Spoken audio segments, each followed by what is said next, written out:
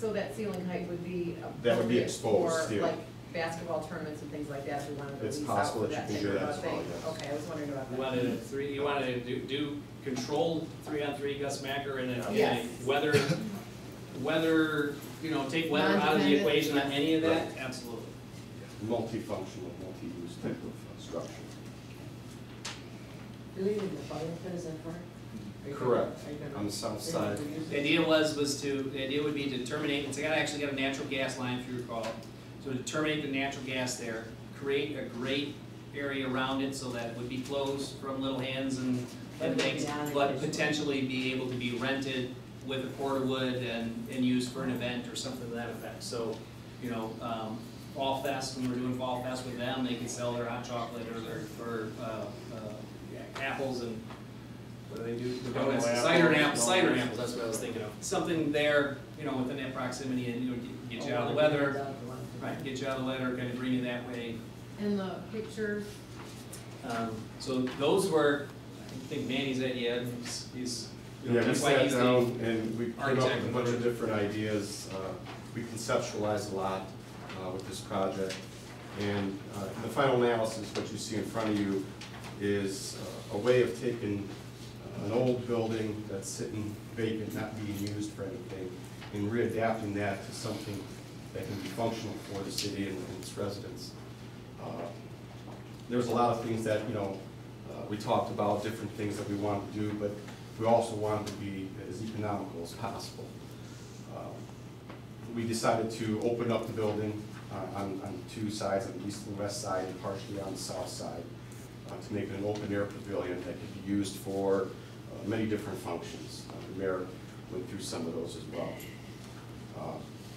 Will be closed on the north side, is what you're saying? It'll be closed Yes, on the you just north. have that one Yeah, the garage. three and the. Yeah, there's an overhead door there, and that could be utilized for delivery of equipment or products and stuff like that when the building is being used. We also created on the south side where the old pool used to be a splash pad. I saw that on this. Yep, we would take, Oh, okay. yeah, we would pave that whole area there, do a little bit of landscaping, create the splash pad, and it's also adjacent to the fire pit area. This gives a nice view of it, Yeah. from the back, from the, coming in to. And you'll notice there was a couple areas where there's some openings in the existing building.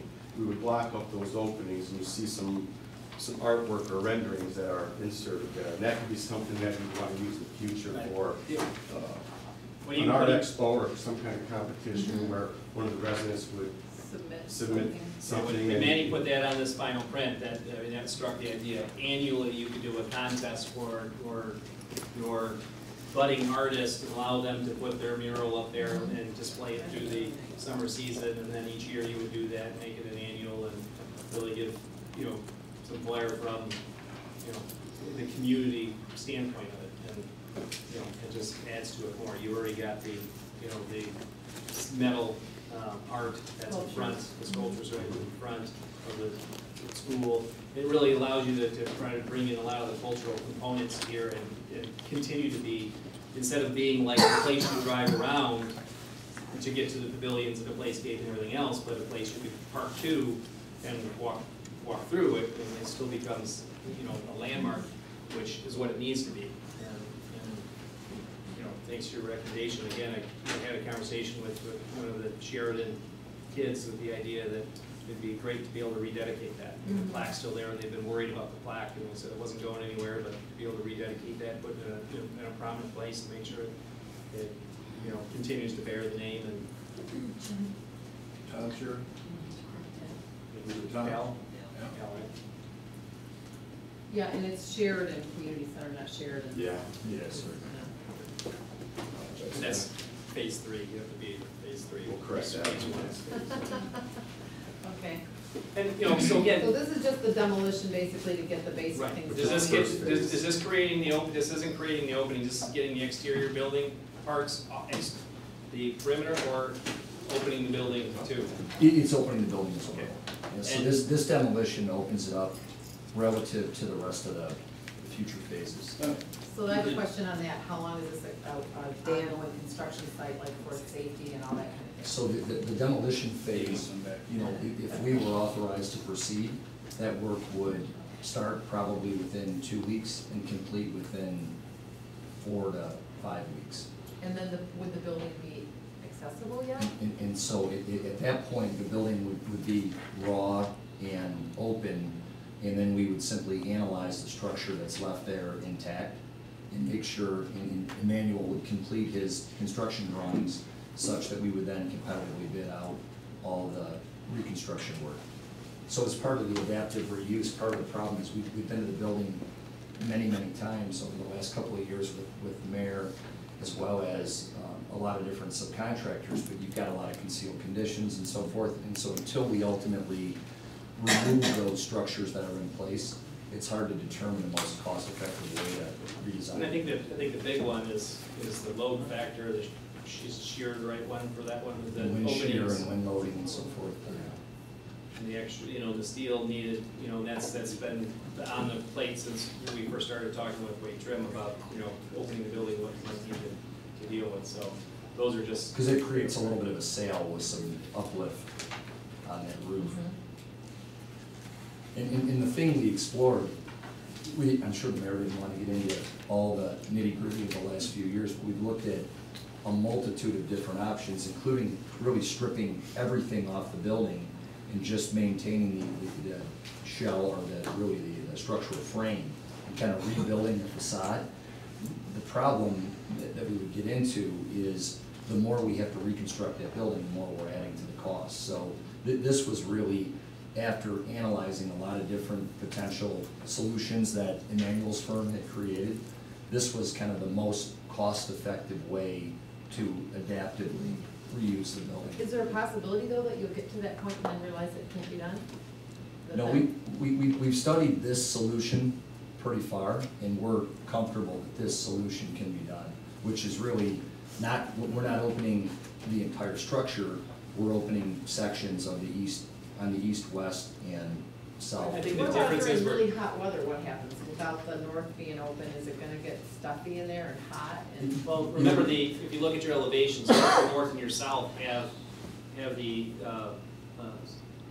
elevated vents, they have the side vents, basically, to let, those are, we figured out, try to figure out whether or not you make them mechanical or not mechanical. And there's some dampers in the roof as well, and we looked at some things as part of the future phases, like, for example, large paddle fans and things like that to circulate air. It's a pretty valid concern, though, that you bring up, and that is, you're trapping a certain amount of air in there, so if you're hosting an event in July or August and it's, it's 90 degrees and 90% humidity, Right.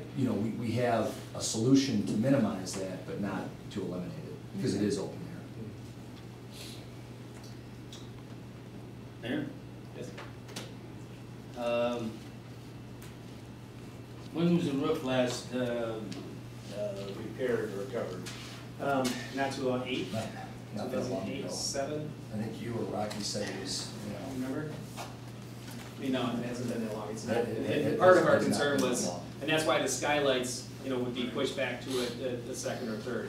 And even potentially the opening on that, we didn't want to get into the roof, if you didn't have to get into the roof and lose warranty on the roof work by putting skylights in there. But they're gonna warranty, the skylight people would warranty the work for what they did, and the roof is still. We maintain that roof warranty. Right. Yeah, you've only got $5,000 allocated for, I want to stop first. Approval of this tomorrow night means that we are going forward with this project.